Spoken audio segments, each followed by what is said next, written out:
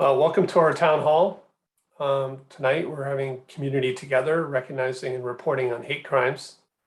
And just want to welcome everyone to what I hope will be a frank, respectful, and empathetic discussion. In the wake of all the events we've been through related to race and equity for a long time, but with increased attention these last 2 years, we've been holding a series of events and discussions in Palo Alto. Our Human Relations Commission has been doing some outstanding work with the discussions on police use of force, and an event we did earlier this year called 100 Conversations. That was small groups of 10 meeting to discuss race and equity issues. And so tonight we're going to focus on hate crimes, what constitutes one versus free speech, how they're investigated, prosecuted, and ways the community can assist us with reporting these incidents. And over the last several months, the Palo Alto Police Department has been issuing news releases for hate crimes that have occurred as a way to build awareness and really ask for the community's help in reporting these types of issues. We can't remain silent. If any of us see someone else being attacked verbally or physically, we need to take action to stop it and to support those people. So I encourage the community to both report hate crimes that are committed and to stand up and help support people. So we've set aside time later tonight to hear from our community, and we'd like to have you share your own experiences. So I want to thank several of the community leaders joining me here tonight.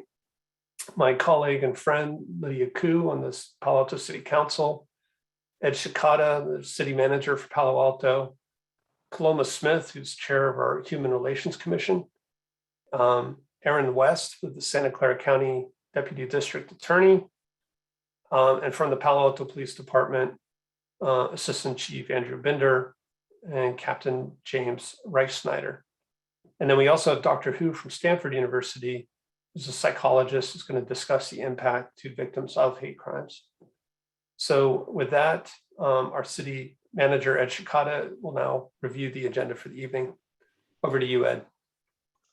Thank you very much, Mayor. And let me also welcome everyone to our session this evening, and thank you all for joining us. We have quite a packed program here for you this evening. We're scheduled for about 120 minutes, not hours, minutes, excuse me. And we'll have an opportunity to cover some really valuable information. With the Mayor's introduction, let me just quickly do a run through on what we'll be covering this evening. First off, we'll have a presentation on public safety dimensions in terms of the investigation and follow up on crimes or incidents that occur. I won't note the speakers as the Mayor just did that.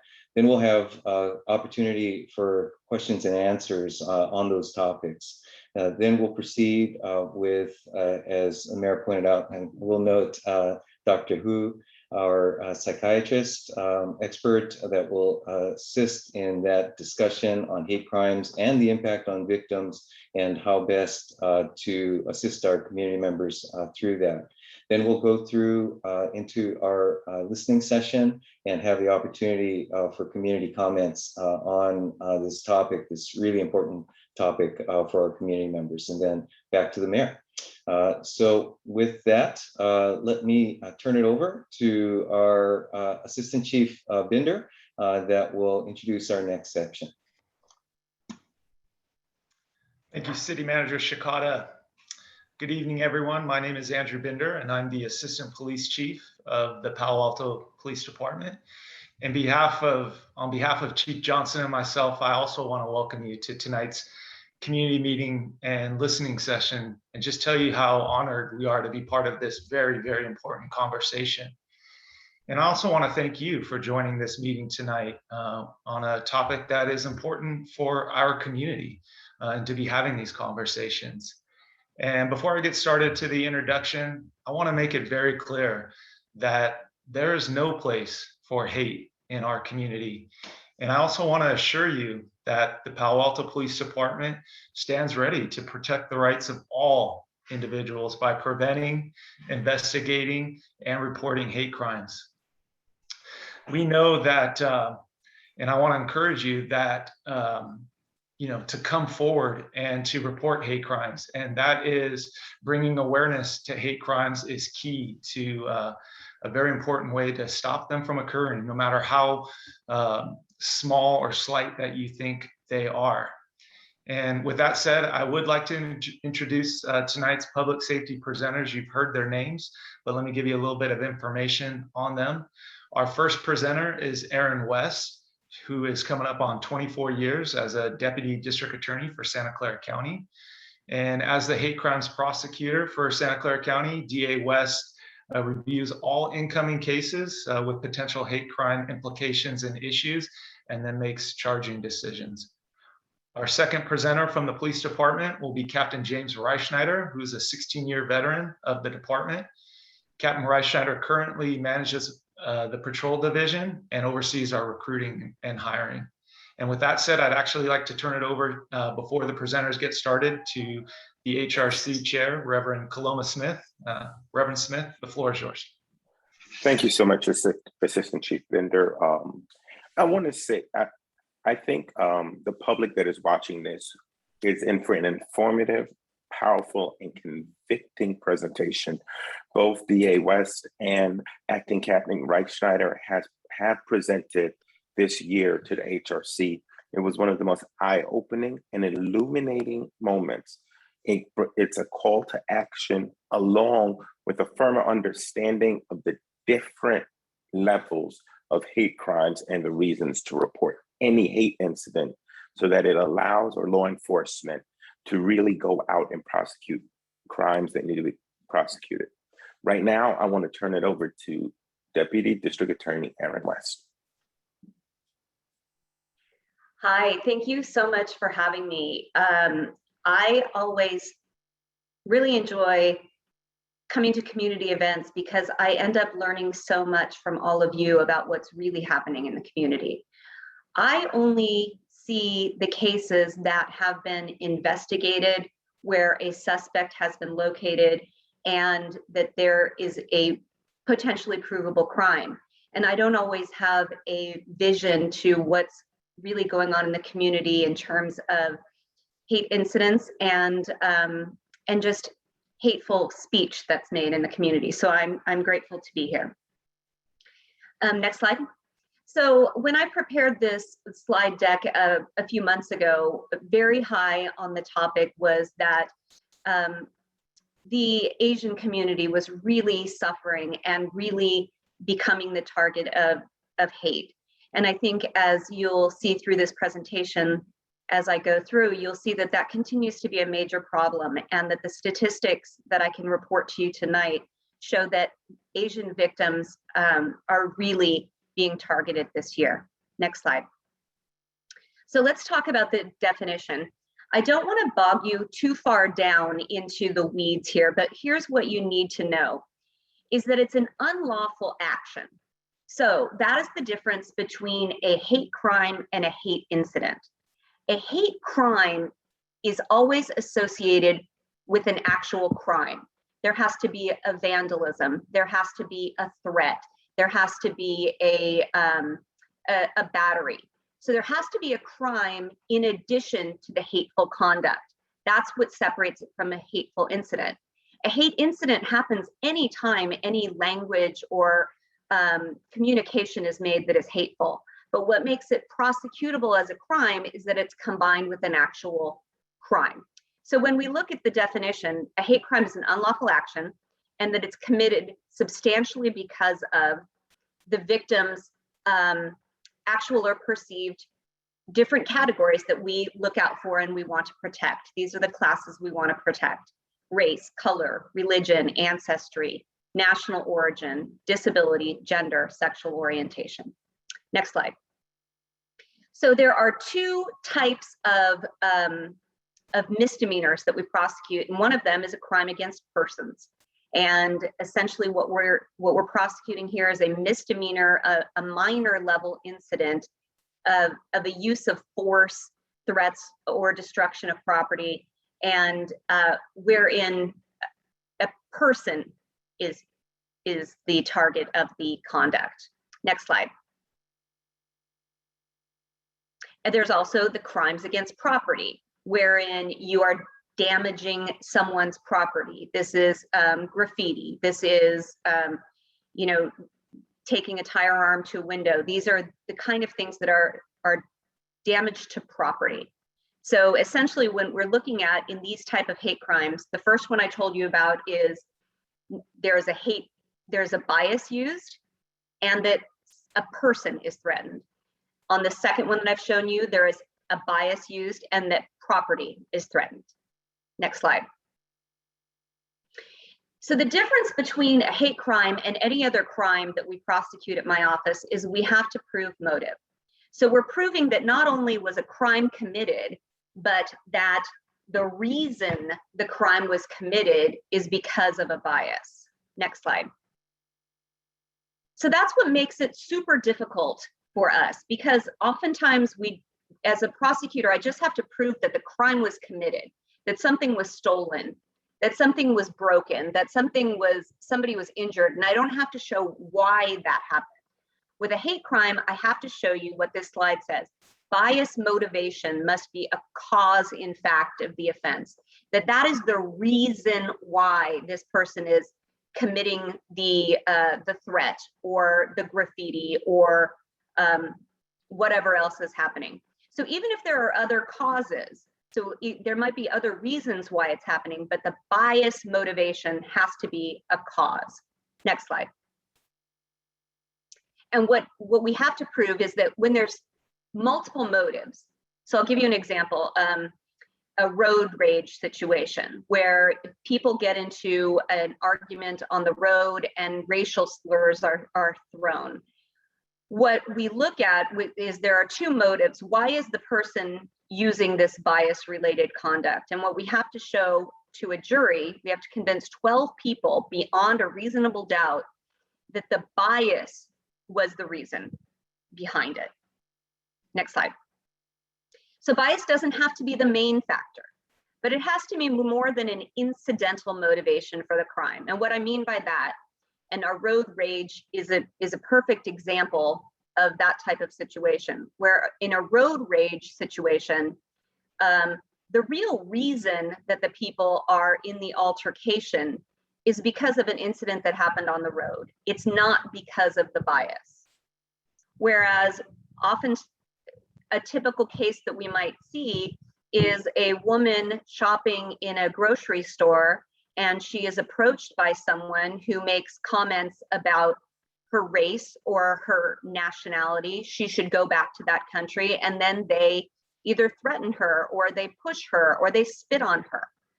The reason they're committing those crimes is because of their bias. It has to be more than an incidental motivation. Next slide. So when you look at cases, when I decide whether I'm going to issue hate crime charges, there are definitely situations where a hate crime is not the correct charge. Now, I've used road rage before as an example of really the altercation is about the road rage. And while we are certainly attuned to a hate incident, and we want to document and address a hate incident, it doesn't always rise to a hate crime. A road rage incident often is a situation where because of their anger about the incident on the road, they then use racial slurs. That does not elevate it to a hate crime, because really it's about something else. I've left 5150 on there. I should have changed it to mental health, and we'll talk more about mental health. But when we have a truly mentally ill person who is spewing out hate of all kinds against all nationalities, against all colors, against everything, my job is to prove that a person is truly motivated by a hate and is not mentally ill and suffering from an illness that's causing bad behavior. Again, that's a type of situation where we would want to assist, document, provide assistance to the victim. but that's generally not a type of situation where we would file a case.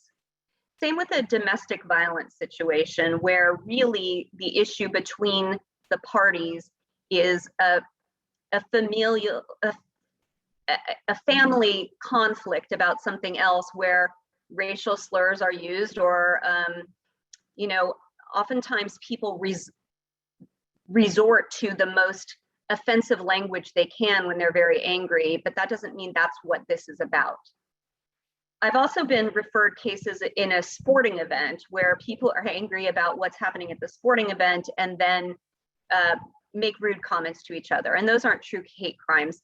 And the reason why I bring these up is to say to you and to really emphasize to you how important I find these cases. I've been doing these cases for 10 years, and it's very important to me that our true hate crimes are prosecuted to the utmost extent and that we take them extremely seriously. So I don't issue charges for every argument where someone calls someone something offensive. I issue charges when a woman is trying to get on a train in downtown San Jose and is pulled to the ground by someone, telling her, using racial slurs and saying that he wants Asians and that he needs to take down Asians. I mean, that's a classic hate crime where that attempted rape that was committed in broad daylight was committed because of her race. That's why he went after her. Next slide. So again, it's not necessary that the victim be a member of the target group. So there can be situations where someone will call someone refer to them as being Chinese or Korean, and really the person is Filipino. It doesn't matter whether the person is actually what the defendant is calling them, just that the defendant perceived them to be. Next slide. I think it's also worth noting that in addition to the crimes that I brought up, we also have specific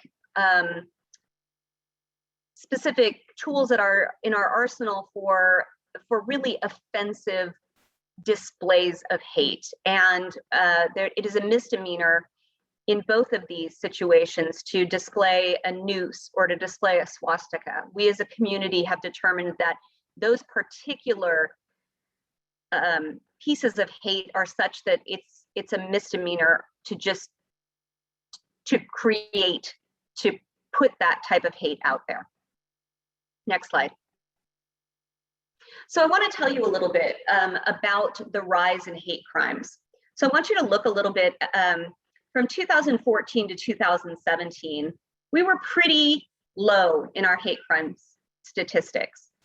And what's interesting about that is, and I think you routinely hear this when you hear about hate crimes, is that we know that there were more than, say, 5 hate crimes that took place in 2017.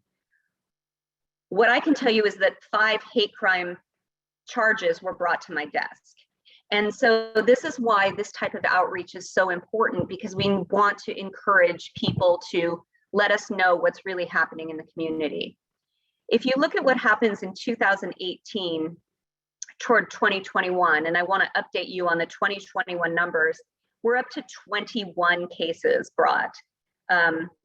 So you can see that the numbers have gone through the roof. And I can tell you what happened in 2018 was that San Jose PD began to really crack down on their documentation and their categorization of things as hate crime. And so that's why we see the rise then. But when you look at, if you go back for a sec, if you look at 2019, 2020, 21, I think what we've seen as a nation is a change in the way people have begun to talk to each other and to the atmosphere that we're living in, where people feel more free to make hateful commentary and do hateful acts. Next slide. I think it's also interesting to look at the statistics by department and see that it's really happening countywide. I have some updated statistics for you, but essentially they're just larger numbers in the same categories. So what I think this is worth noting is that these hate crimes are happening from Palo Alto to Gilroy and Morgan Hill, San Jose to Mountain View, that no one is immune from these. There is no community that's really not suffering any hate crimes. And so I think that's what these statistics are instructive in showing. Next slide.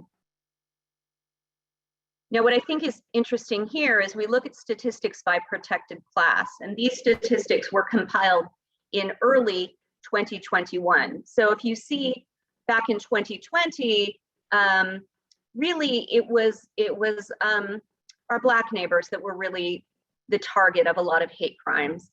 And in 2021, the updated statistics show that they still are among the higher ones, with 5 crimes so far, that if I'm updating you. And but really it's our Asian community that is suffering the most.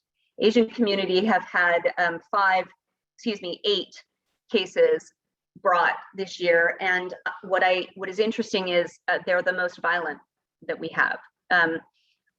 With our other communities, although you'll hear about one in Palo Alto against our LGBTQ community that was violent, but the Asian ones are particularly violent in that there's been a complete rash of purse snatchings directly targeted against Asian women under the belief that they won't fight back and that they carry a lot of cash.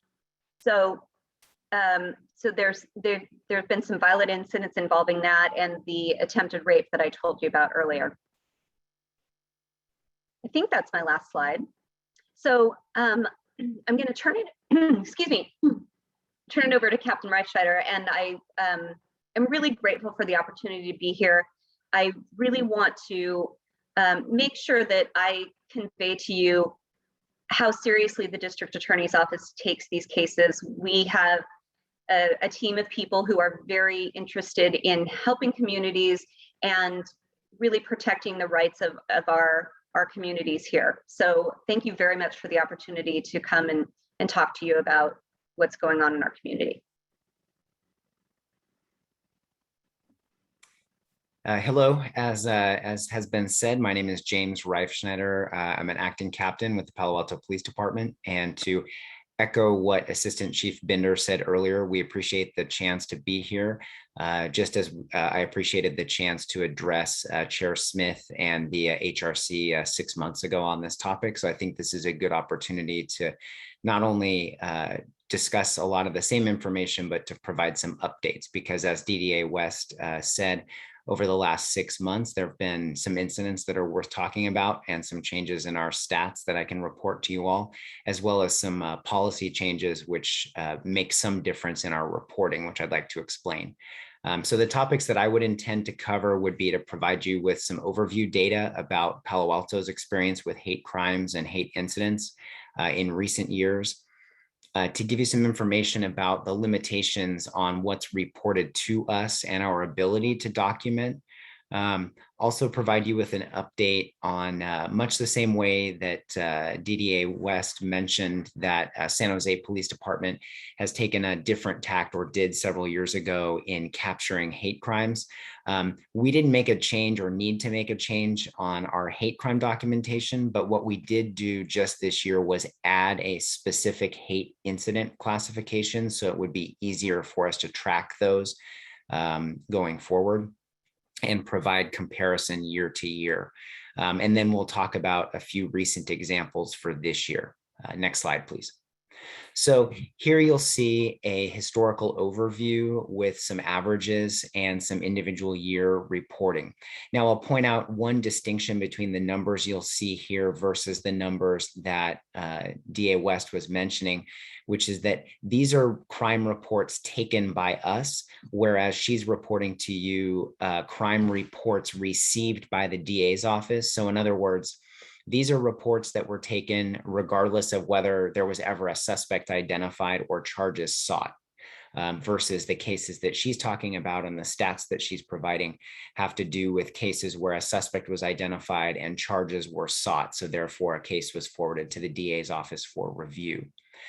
You'll note that for the 10-year period between 2006 and 2015, we averaged a little less than 4 hate crime reports per year. And that was pretty standard over 10 years with a few fluctuations from year to year, but an average of 3 to 4. We did have a slight uptick in 2016 to 7, and then it returned to more or less historical averages over the next several years. You will note, though, that because these numbers are so small, an increase in 1 or 2 or 3 in any given year is enough to substantially skew the average. So it's difficult to draw really good statistical information when we are talking about such small numbers.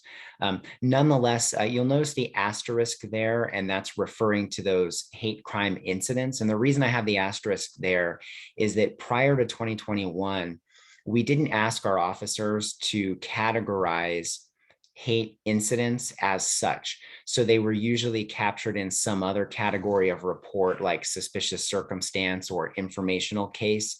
And so we were identifying those largely by reviewing the cases by hand and identifying that they had a prejudicial component to them, but were not criminal. We have changed that, as I'll talk a little bit about more in a moment, here in 2021. So I think we'll be able to do a better job year over year of being able to readily provide hate incident type data. You'll notice the year-to-date numbers for 2021 are up. We've taken 8 this year hate crime reports, and 2 hate crime incident reports were generated year-to-date this year. Next slide. So there are some limitations on what these statistics capture and what we investigate. And those are limitations that I think are worth discussing, one of which is just the same way that the DA's office is only aware of cases that the police departments or the sheriff's office forward to them for charges. The police department's only aware of those incidents that are reported by victims or witnesses and are capable of being investigated. So it's not uncommon for us to be asked about an incident that by a third party who either read about it on a social media platform or heard about it from a friend or heard about it from someone else who heard about it from someone else.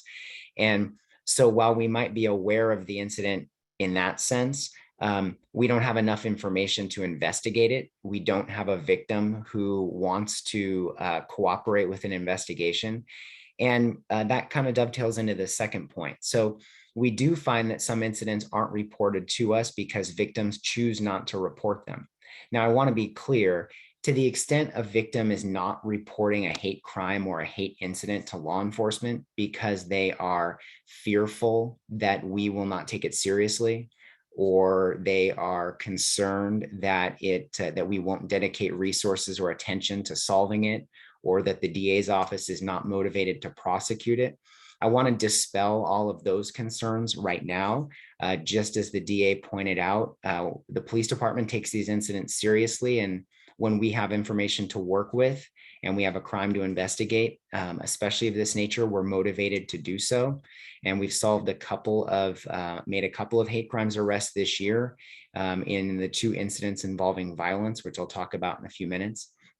With all that said, however, ultimately just the same as any other crime, whether it's an auto burglary or whether it's any other type of crime, as a victim, victims are going to make a choice as to whether they want to report it. And there's a lot of reasons why in all kinds of crimes that victims may be reluctant to report. Participating in a criminal prosecution and a police investigation is a commitment. And so some victims may decide that they don't want to participate, or that that's intimidating for them for some reason. They may decide that because it's, for example, a minor vandalism with limited cost and no suspect information, they may decide, well, the likelihood of it being solved is minor and I can clean this up easily, so I won't report it. That's ultimately the victim's choice whether to do so or not, but it does limit our ability, A, to potentially solve that case, and B, it limits our ability to properly statistically track what's going on in the community. So we'll talk about that a little bit more in a bit too. One distinction I wanted to hit on again that I thought DDA West did, but I wanted to just drill down on a bit, was this distinction between hate crimes, hate incidents, and even just free speech. So one of the topics that often comes up is non-criminal but offensive speech. And the First Amendment couldn't be clearer that folks are allowed to have dissenting opinions. People are allowed to speak their mind and write their mind and share those opinions with others. And they're allowed to do so, even if the rest of us find their opinions to be offensive. And so generally speaking, free speech or speech alone is rarely, if ever, going to constitute a hate crime, unless that speech crosses over into usually a threat. And so that's where we get into a very fact-specific analysis of what happened. So people say things that you and I don't like to hear and don't want said in our community and don't want our children to hear, but they have the right to do that in most circumstances without being guilty of a crime. Now, whether it's a crime or not doesn't change the fact that we'd like to document it. Why do we want to document it? For a couple of reasons. One, it gives us an idea of what's kind of the pulse of the community and whether we do need to direct more attention to this issue through events just like this or through some sort of enforcement action from the police department. The other reason it's important is that sometimes what starts as protected free speech can escalate into criminal activity. So if we have a circumstance where we have non-criminal behavior that's hate motivated, we'd like to know about it and document it because that may be good evidence later if that person's behavior escalates into criminal behavior. And it's helpful to the DA then to have that background, right? Because as she mentioned, hate crimes are one of the few crimes, one of the only crimes where proving motive is imperative. In a homicide case, right, we've all watched television and the prosecutor will spend quite a bit of time explaining to the jury in all the movies and TV shows why the suspect or what the defendant's motive was for committing the crime. While that might be helpful in creating a narrative for the jury to understand and kind of connect the dots, that motive is not a required element of guilt. In this case, though, motive is very much a requirement of proving guilt. So that's why we have to be so very fact specific in the way we collect information and investigate these things. And it has to be objectively provable as opposed to a subjective feeling. So for example, if you had a victim of one race who was targeted for a purse snatching, as the DA pointed out. If we had a single incident and we had no admissions or statements from the defendant, but we just had a suspect and a victim who are of different ethnicities, and the victim's feeling was that they were targeted, it could be a hate crime. I can't eliminate the possibility, but based on those very limited facts, we wouldn't be able to prove the elements of a hate crime because simply the victim's feeling that they were targeted is not enough in and of itself. We have to have evidence to prove it. Next slide, please. So I alluded to earlier some changes in our procedures in the police department over the last year or so. So one thing you'll note for those that receive our press releases or have seen reference to them in the local press, you may have come to the conclusion that, gosh, there's just this explosion of hate crimes in Palo Alto. I've never read about so many hate crimes in the press, in the paper before. What's going on? Well, you saw from the statistics that yes, there is an increase in the number, in the raw number this year versus past. However, it's worth noting that in the past, we took a very incident by incident approach to whether we would issue a news release. So if we felt as though it was so egregious that we needed to draw attention to it, if we felt that there was suspect information that we could share with the public and in the hopes of identifying an unknown suspect, we would put out a news release. But if we had, for example, a vandalism with no suspect information and minor damage, we wouldn't have in the past issued a news release. So I just wanted to explain that distinction where perception of what you're seeing in the newspaper is in part as a result of just simply increased reporting by us.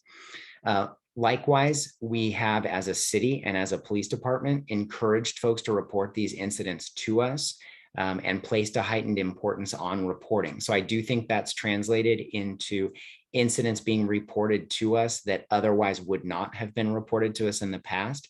So I think ultimately that's a good thing, because we want to have the opportunity to investigate as many of these cases as possible. And we want to be able to collect all the information we can to show sort of what's going on.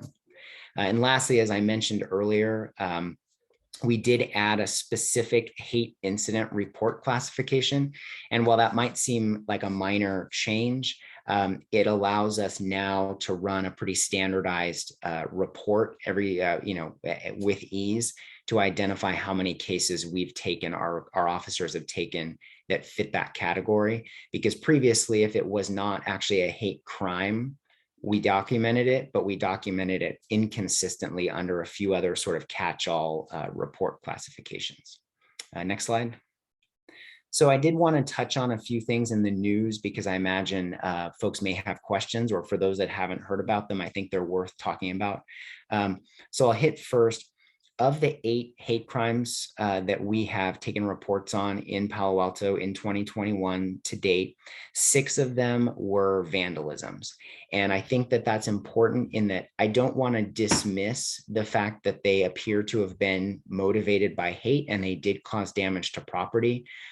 In 5 of those cases, the damage was minor, and the damage was to city property, like the wall of a city parking garage or the wall of a city bathroom. And there was your typical sort of graffiti, spray paint, marker, that kind of thing. And we believe, based on the fact that of those 5 incidents, 2 of them happened at one location and appear to be the work of the same person. 3 of them happened at a different location and also appear to be the work of a different but the same person. So we're really talking about 5 of those vandalisms being done by the same 2 people that unfortunately remain unidentified at this point. But the only other thing I wanted to touch on, which I think is important, is so we had two incidents of violent hate crime this year in Palo Alto, which is an outlier for us. Historically, almost all of those cases that I referenced in prior years were vandalisms, were non-violent crimes. It was common that we would go an entire year without having a violent hate crime, or perhaps one in any given year. Earlier this year, you may have read back in January, we had an incident where a woman accosted a man over in the California Avenue area, asked him for money. When he declined to give her money, she called him a number of racial epithets and made several hateful comments to him before striking him with a couple different objects. So she was arrested by us shortly thereafter and was charged with a hate crime and an assault and battery. The more recent incident, which you may have read about, which was more serious in that the judged by the injury inflicted on the victims.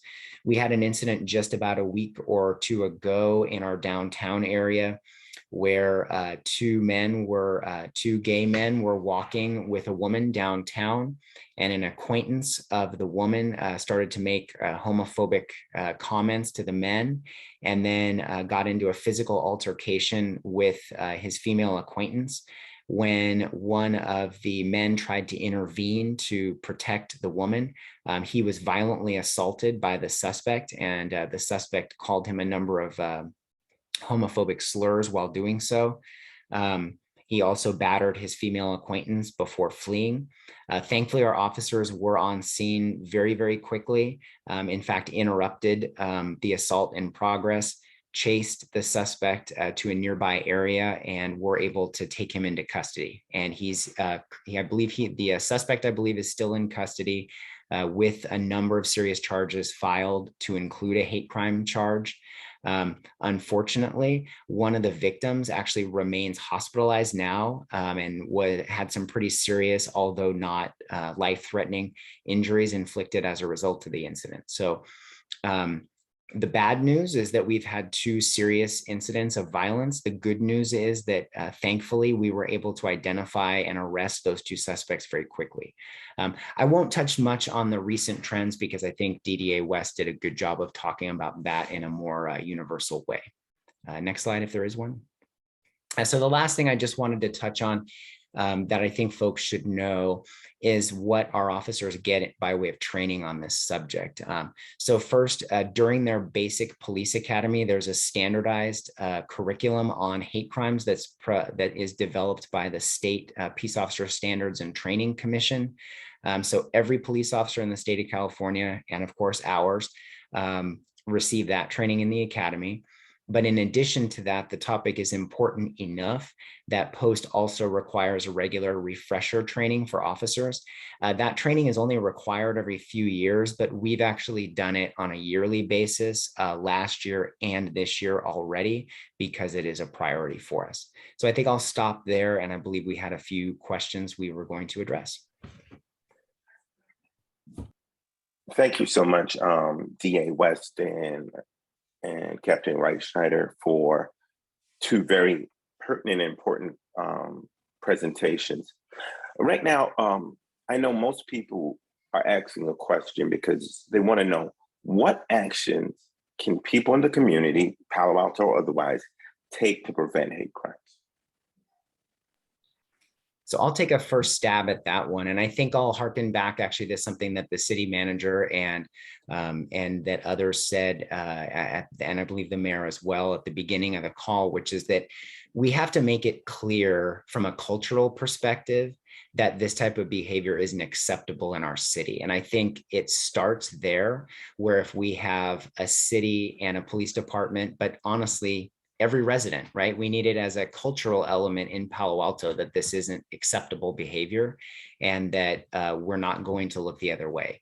And what comes along with that is not a call to action in the way that I'm deputizing everyone on this call and encouraging anyone to put their own safety at risk or take vigilante action, but a call to action to not look the other way and be a good witness and do what you can to help your fellow man, to help your fellow citizens, right? If you see something happening that's not right and you can safely intervene, whether it's verbally or otherwise, do so. If it's not safe for you to intervene, but it's nonetheless a problem, then please call us. I will never tell someone that it was wrong to call us if we show up and determine that no crime was committed.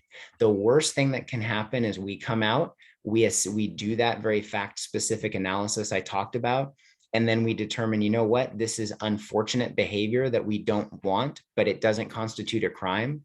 But it's better for us to come out and evaluate that, right?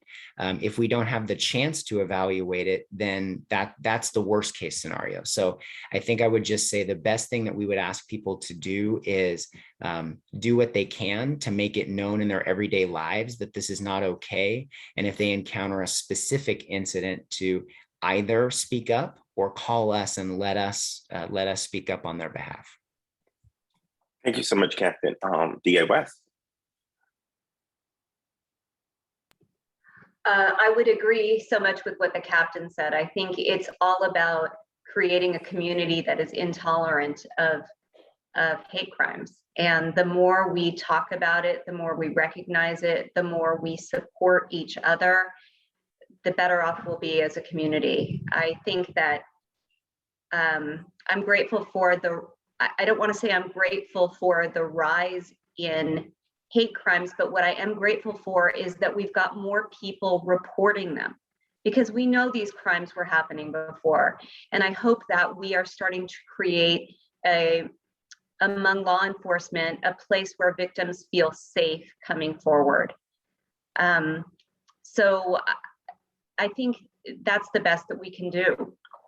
So when we made the presentation earlier this year to the HRC, you talked about the reticence of communities willing to report crimes. I was sitting on a call with regional leaders and the FBI branch from San Francisco, and they just talked about a prosecution where somebody had done hate incidences, and when it finally went over to hate crimes, the person had been reported, they were able to prove bias easily.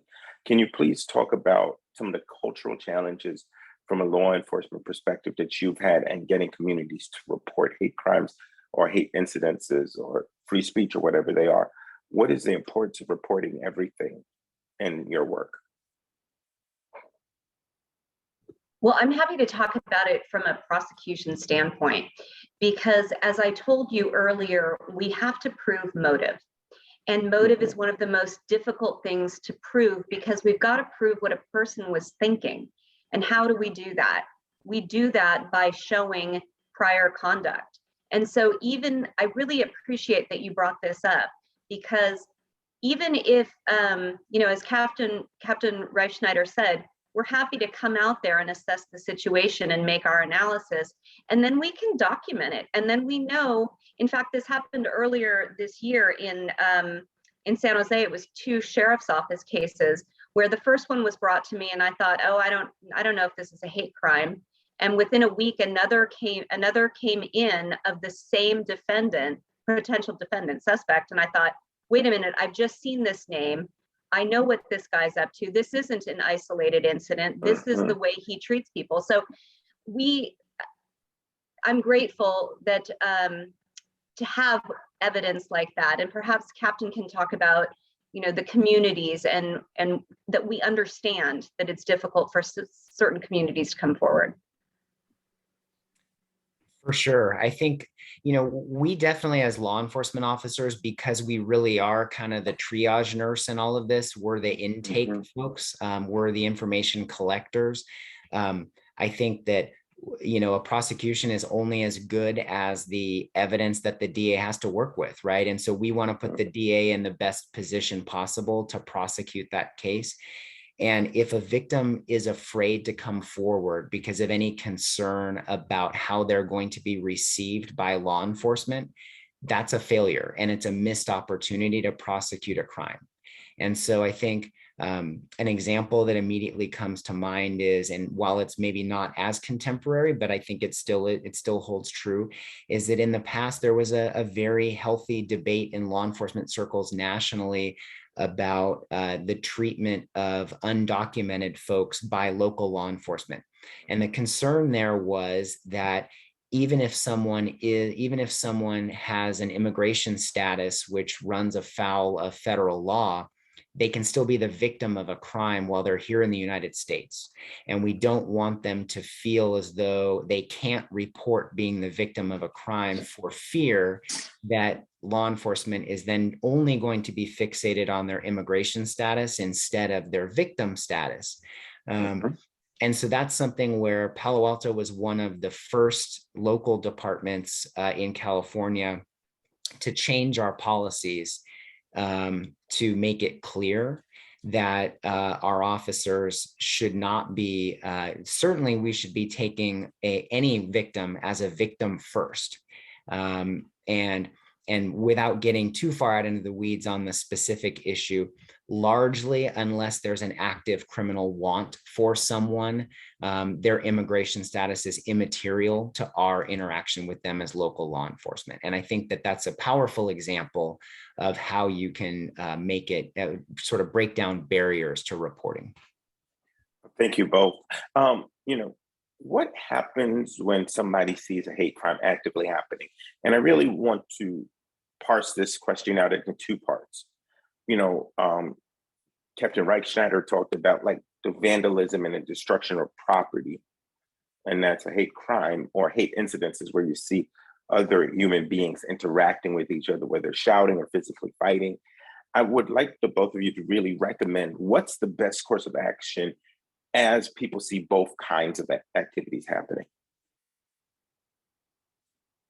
So maybe I'll go first on that one. I think, I don't mean this in a dismissive way, but just the same way that if you were the witness to any other type of violent crime, if that's what we're talking about, I would never advise someone to put themselves at jeopardy and become victim number 2. I would say the best thing for them to do is be the very, very best witness they can be and be the very quickest caller to 911 that they can be, and put us in the best position to intervene safely and stop what's going on and hopefully identify and arrest the offender. When we're talking about something that has not or doesn't rise to the point of being a crime, we're talking about a verbal altercation. Well, I'll tell you that most physical altercations begin as a verbal altercation. So it's really difficult to know what something's going to change into. And so we would still encourage folks to be the very best witness they can be and call us, because I will tell you, oftentimes, regardless of whether it's a hate-based incident or otherwise, frequently people will call us and say, hey, I'm seeing this altercation unfold in front of me, and I'm very concerned that it's going to escalate into violence. I would much rather, any day of the week, have one of my officers show up and mediate a verbal altercation and stop it before it becomes violent. And if that means that it never became a hate crime, that's a win, right? I mean, that's a win on a lot of levels. So I would just say we want people to intervene, but intervene in a safe way. And then when crimes are not actually happening, that I think is your opportunity to be a vocal critic of hate and make clear that you're part of a community that doesn't tolerate it. Thank you so much. DA West, before I have you answer this question, I'd like to have Dr. Rona who come in. She's done some upstander training and she's from the Stanford community. So I'd love to hear her take on this answer. Yeah, thank you so much. The suggestions so far are important, and some of these will be as they're happening. Some of these will be a little bit upstream. There is upstander training on sort of the 5 Ds of if you see something happening, whether it rises to the level of a hate crime or a hate incident. And the 5 Ds would be direct, distract, delay, delegate, and document. And you choose which of these makes sense for you in that moment. But you're not helpless. The first thing is to not look away, to not be, the bystander, but to be an upstander. So direct would be something such as saying, hey, that's not fair. If you hear somebody saying something hateful, or if you see somebody trying to sort of stalk somebody, come up and you say, hey, give her some room. Distract, so that would be direct, and that's a little nervy. You might not be able to do that, but there's lots of other options. You can also distract, and this one's a very good one if you're out in public. So it might be coming up and asking for directions. It might be spilling your water bottle or change. It might be, if you are the same ethnicity as the person who's being picked on, you could pretend to be a relative. And it's like, hey, Nai, oh, I'm sorry I'm late. Here, let's go. Get the victim out of the area.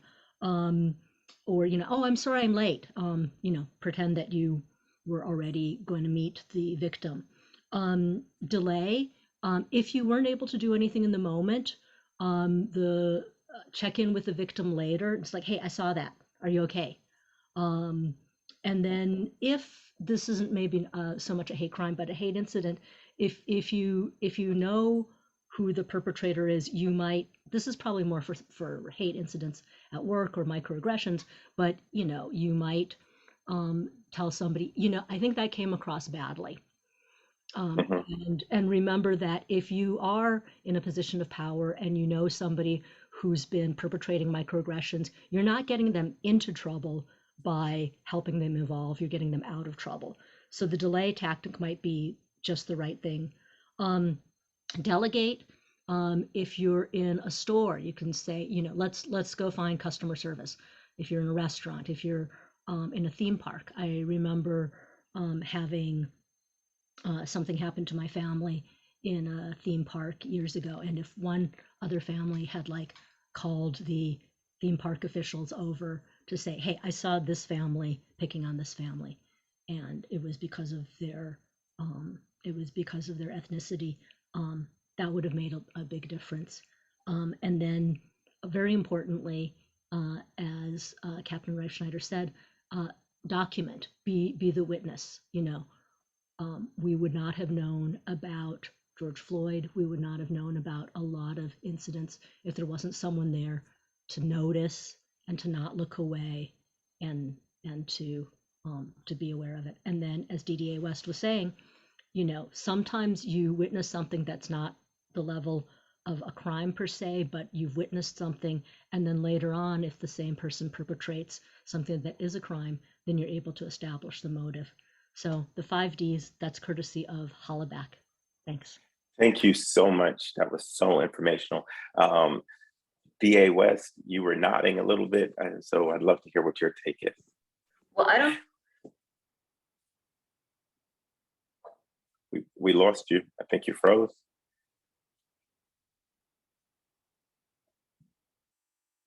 Okay. I think we lost her connection, but when she comes back, we'll loop back around. Mary, you had your hand up, so I'd love to hear your perspective, sir. Yeah, I really like this phrase of being a good witness. And, we live in a world of cameras now, sometimes wielded somewhat aggressively. So I just actually wonder what the captain thought about, pulling out your camera and starting to film one of these events. Is that escalated? Is it a good thing to do? Well, I'll say selfishly, as a criminal investigator, it's fantastic, right? I mean, if we can have, we are, to your point, in living in a world where more and more criminal activity is being captured on camera as it's happening, whether it's by a passive, surveillance camera, or whether it's by one of those HD cameras that all of us carry around in our pocket, right? So that's always fantastic, and I'm sure that the district attorney would agree that that's always the best evidence. Is pictures worth 1,000 words, right?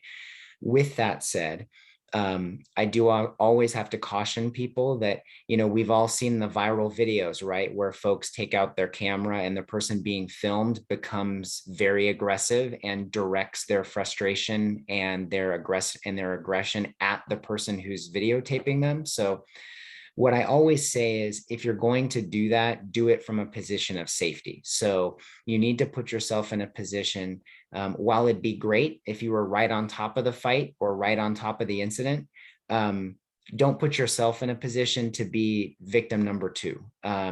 Get yourself to a position where you can get where you can get some distance, but still capture the meat of what's going on and be a good witness. And really, that's the same as if you're watching with your eyes. I would tell you the same thing. If you saw a fight going on, would I love it if you were 5 feet away and could tell me everything about what happened? Sure, but not at your own peril.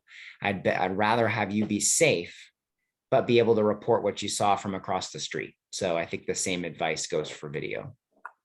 As we're closing out this session, a gentleman in the audience tagged Mr. Mike Gabriel asked the question, and this is the last part, Captain Reichschneider. Were the recent hate crimes caught on camera? So I know that you talked about the incident in downtown Palo Alto and the other incident at the beginning of January. Were any of those caught on camera? Was there any security camera, cell phone camera, anything that helped in that investigation? So I'll say this. So first off, we were fortunate, and I hate to use that phrase anytime somebody got hurt, but we were fortunate in that incident that there were actually a plethora of live witnesses who were around to see it. So we were less dependent upon video to capture what happened.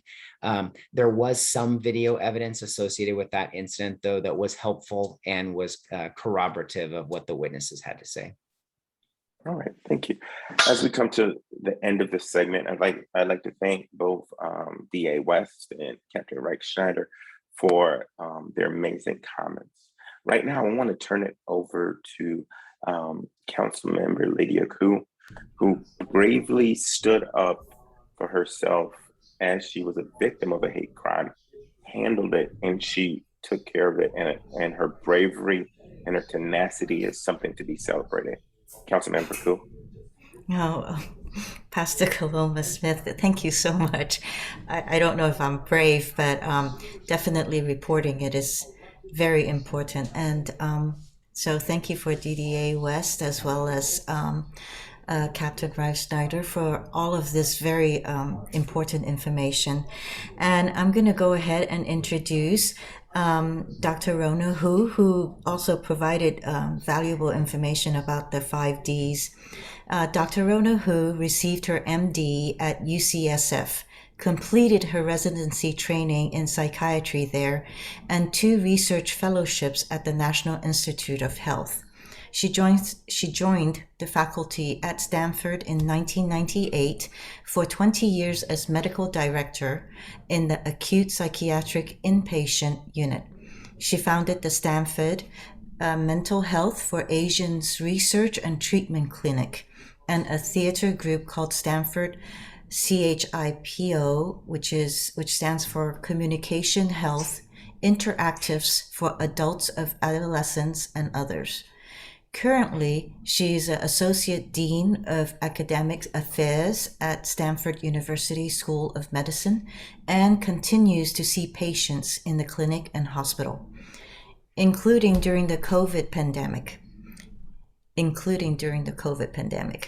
She has won national awards for her teaching, research, and most recently for her work in Asian American mental health, receiving the 2021 CommUNITY Award from the American Psychiatric Association.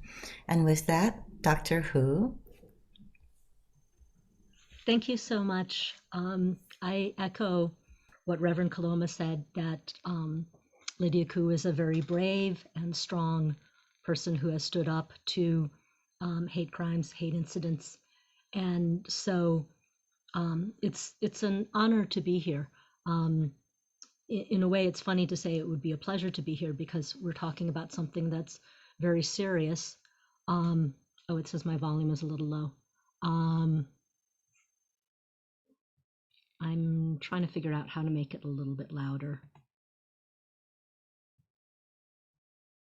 Is that all right? You're just fine. I can hear you perfectly. Okay. I got a message saying my volume was a little low. Okay. So it is, it's not exactly a pleasure to be talking about this topic, but it's an honor to be able to do something about it. And I've been asked to talk about anti-Asian violence and discrimination from time to time. I think tonight I want to talk specifically about what you can do if you've experienced something, and it might rise to the level of a hate crime or be a hate incident. And then we've already talked a little bit about what you can do if you've witnessed something, and we might also talk about what happens if you are a bystander to a microaggression, and things to do that you can help. So I'll start with talking about recommendations if you've experienced something. The first thing is to not ignore it, is to really give yourself permission. Don't feel bad for feeling bad. If you can see, I'm wearing pearls, which are basically formed from when the oyster experiences pain. Pain protects us. Pain allows us to see that there's something wrong and then to do something about it. And so if the oyster didn't recognize pain, it would just be injured. The sand or grit would dig into its soft underbelly more and more. So let's not be injured oysters. If something has happened to you, recognize it. And then the next question is, what should you do if you recognize that? Oh, and I should say that I often have to make a special point of this for Asian members of the community, because there has been, I think, over history, a certain amount of pride or stoicism in trying to be insensitive to pain or to not talk about it. And I think we want to be careful to realize that you can't do something about something bad if you don't know about it. So in biology, we often talk about the fight or flight reaction. Animals will respond to something, but there's also other things that you can do, and one of those is to flock. And so not to either aggress back at someone who's been aggressive towards you or to try to flee the scene. It might be in the moment you might want to flee. That might be the safest thing to do. And there might be times that you would fight back, but probably the most important thing then is to flock. We are mammals. We want to be around others. You should flock within your community, flock across communities. When I talk with Asian communities, we are a small percentage of the US population. And so if we only flocked within ourselves or even the subdivision of other Asians, then we would be invisible. So flock across communities, flock with your neighbors, whether or not they're part of your ethnic group, flock with other people that have been victimized in similar ways and get together. Don't be invisible. You need allies. If something does have multiple factors, it doesn't mean that you imagined it, but it helps give you perspective. And I like very much what DDA West was saying, is that a hate crime might have multiple factors. And so it still doesn't mean that you imagined what happened. It still doesn't mean that it didn't affect you in this way, but it will give you some perspective. And then have permission to sort of pick it up or put it down. Gosh, I literally have, because I'm a paper-based person, I keep files of when there's things like this, and it looks like this. And so I can literally pick it up and put it down, because it's very overwhelming if you just sort of are doom scrolling through all of the terrible things that have happened in your specific community or others. So I like to give myself permission. Oh, and the advantage of paper is that, I know I should read this article, but right now I'm not ready for it. I print it out, I put it someplace, and then I read it when I'm ready for it. And as I talk about permission to pick it up and put it down, remember there's the stages of grief that Elizabeth Kubler-Ross first described. Things like anger, outcry, denial, bargaining, depression, acceptance, action.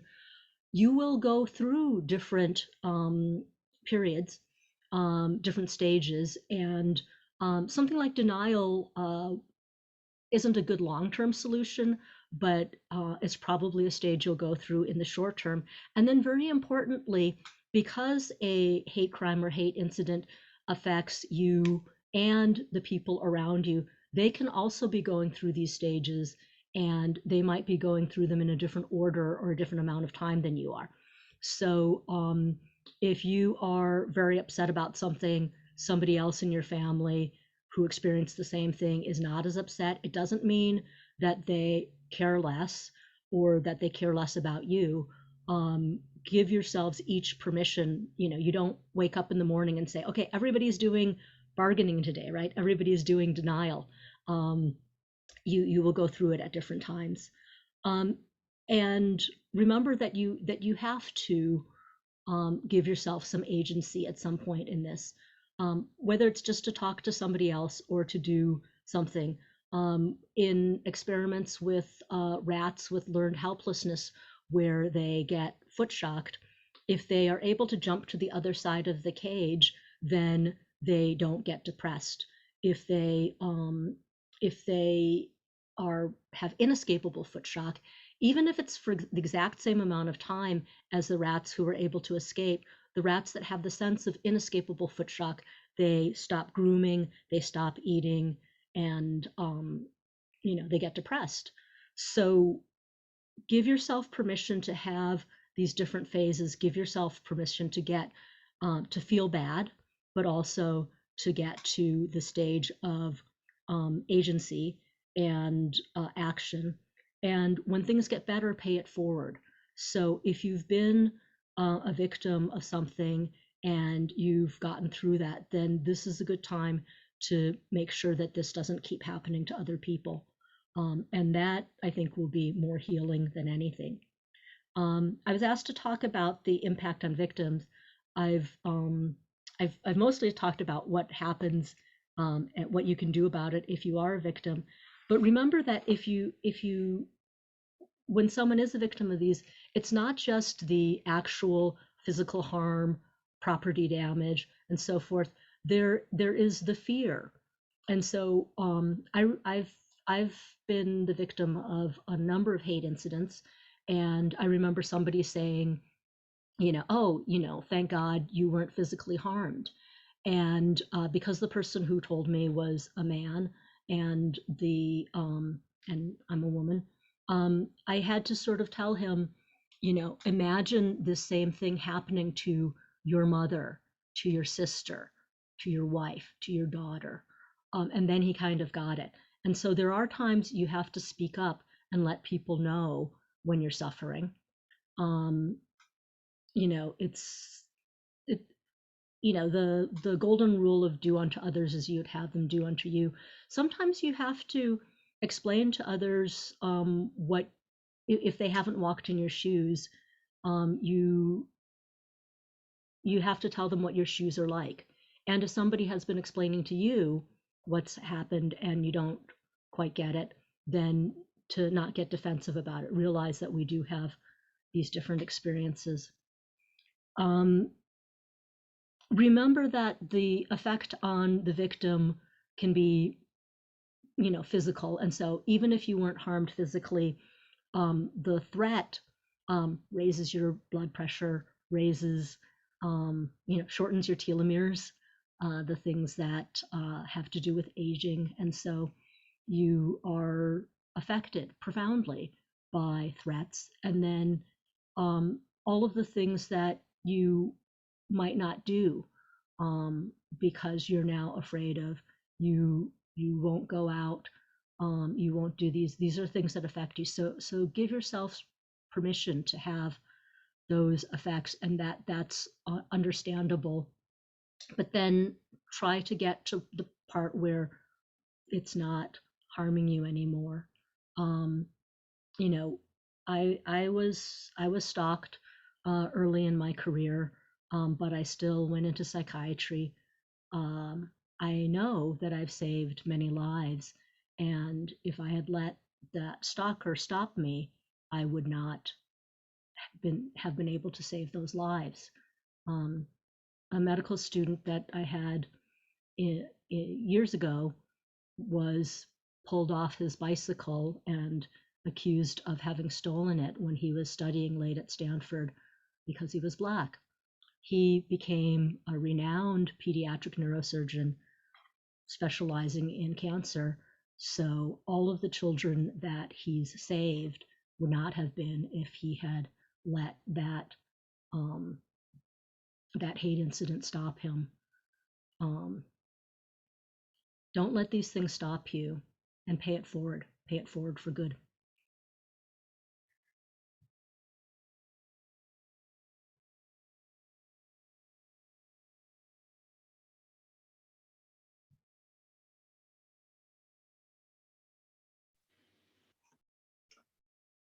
Wow. I think we'll let that sit with us for a second. Thank you so much, Dr. Hu. That was extraordinarily valuable, and really for all of our speakers that have joined us this evening, the information you've provided and the perspectives you've shared are really extraordinarily important for normalizing our ability to recognize these problematic acts as they occur, and really empowering all of us individually and as a community to speak out and to address them effectively. So with that, now I believe we are moving to our opportunity to open the floor for members of the community that have joined us this evening. And also want to note that as we're recording this evening's session, really look forward to all of us sharing this information with our networks in ways that will allow us to continue the conversation and really multiply the benefit this evening's conversation has had. So for anyone who is with us live, please, if you'd like to speak, go ahead and raise your hand using the Zoom function. The raise hand hopefully appears on your screen.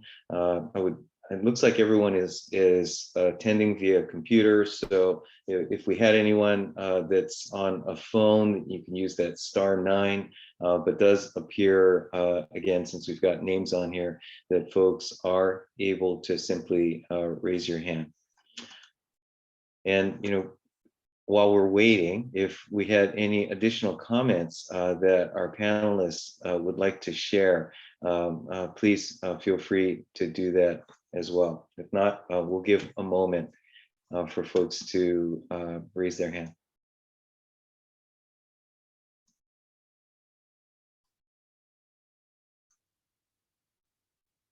Well, it looks like all are letting the conversation to this point sit and soak in. With that, we could also provide the opportunity for anyone who might want to ask a question, either of Dr. Hu or of any of our panelists here this evening. Want to open that opportunity as well, including those from our panelists themselves. Looks like we did get a question, from Mr. Grable, with respect to whether mental health is an issue in the cases, and presumably that's with respect to the hate incident or hate crimes that we've spoken about earlier this evening. Dr. Hu or others, would you like to, and perhaps ADA West could speak to those that question? Sure. I think, yes, mental health can definitely be an issue in these cases. And that goes to how we go about determining whether to prosecute. As a prosecutor, we make a determination as to whether or not only do we think that we can prove something beyond a reasonable doubt, but also is it the right thing to do? Sometimes it can be helpful to prosecute because it opens up the opportunity for someone with mental health issues to get services and to have an opportunity to get into a mental health court where they might then get access to services that could help them. So while I said earlier that I don't like to prosecute people who are in the throes of a mental breakdown, for example, we get cases of individuals being released from Valley Medical Center. And as they are being released from Valley Medical Center under a mental health hold, they are angry and they act out and they say racist things. Those are not the type of cases that I consider to be hate crimes. I talked earlier about a hate crime is really from a sane person making a thoughtful determination that they are going to act with this bias. And so we really look to their improving motive. We've got to prove that they came to the decision that they wanted to act out because of a bias. So those cases are,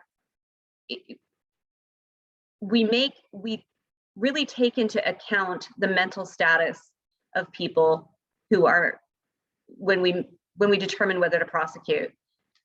Like I said, we're not going to go after someone who's completely mentally ill, but if there is a situation where perhaps they are suffering from mental illness and that contributed, but is not solely responsible for their behavior, then perhaps we can get them into a situation in front of a judge where they might be able to get help.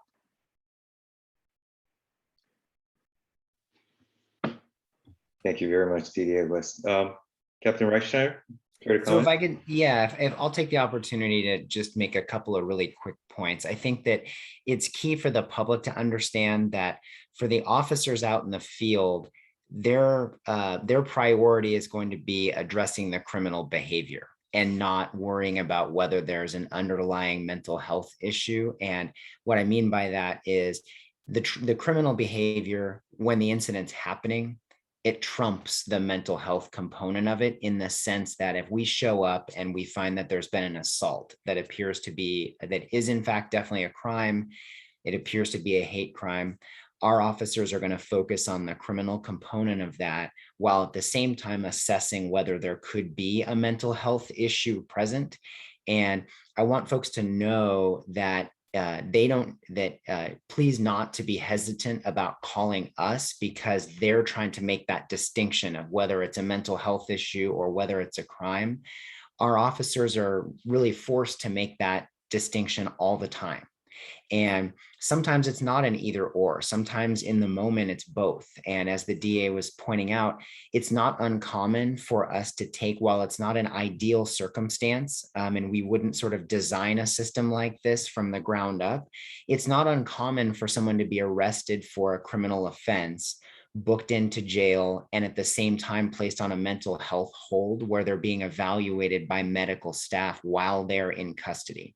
That allows then DDA West and her colleagues to make a decision about whether to treat it as a criminal case going forward, or to use it as an opportunity where the person is in custody and facilitate mental health treatment if that's most appropriate. When I first heard the question, I thought that it was about the mental health of the victim, which of course I was sort of like, the brain is part of the body. And so we, just as parts of the rest of our body can be traumatized, our brains can be as well. But then now listening to the questions, there are definitely times when someone who has a psychotic illness or a problem with addiction will say things that they wouldn't otherwise say, or so forth. But in the moment, I'm glad that officers will be protecting the victim, trying to apprehend the person, and that some of the mental health status of the person can be figured out a little bit over time. But yeah, in the moment, there will probably be the main thing is to stop the crime from happening. Thank you, Dr. Hu. Erin, would you like to comment? Yeah, I was just going to add, I'm really glad that Captain Reifschneider pointed out that we have different roles here, and his role in the field is different from my role in the courtroom, is different from Dr. Hu's role, in a clinical setting. So what we would suggest to victims or people who potential witnesses is that they not be concerned or feel as though they need to make an evaluation as to the person's mental health, in terms of second guessing whether they should call the police because they think someone might be mentally ill. That's up to other people to make that determination for you. If you see a crime being committed, you should definitely make the call to the police. Thank you so much. Really no more important message than that. Really reinforcing what everyone just noted, being that the safety of our community is really our utmost concern and a primary issue. And as has been discussed this evening, we operate as a network of professionals and rely on each other. And really, the community can depend on these professionals to make the calls and to handle the characteristics of the specific issue appropriately. All right, so now with that, it appears that we don't have any other comments or questions from our audience. So with that, I would like to just also invite members who have participated here this evening, or again, if by word of mouth, other people have either questions or perspectives that they'd like to share, to feel free to send an email to my office. We have an email box at city manager or CITYMGR at cityofpaloalto.org that can be used as a clearinghouse. And we're happy to connect people with others here as a part of our session this evening, or other members of our systems and our teams as appropriate. I see that Councilmember Koo would like to make a comment, and then I'll turn it back to Mayor Du Bois. Actually, I just have a question, and it's for DDA West. You know, I noticed that there is also, the DA's office also offers restitution. And I was wondering if you could talk a little bit about that.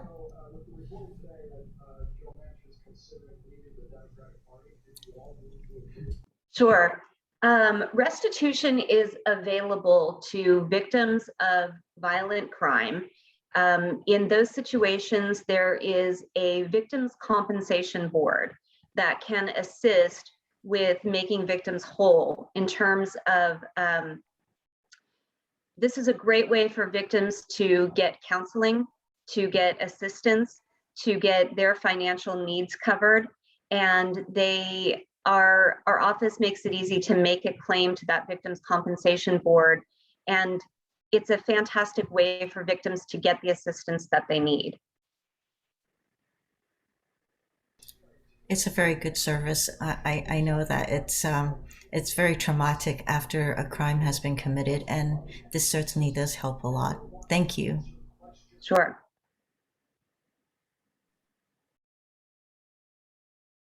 So with that, I think we're at the end of our evening. I just wanted to say thank you to everyone tonight. Thanks to all of our speakers. Thanks to the public for attending. I hope everybody found this to be informative and worthwhile. So I did, and I want to be a good witness, and I want to say have a good night. So thank you, everybody.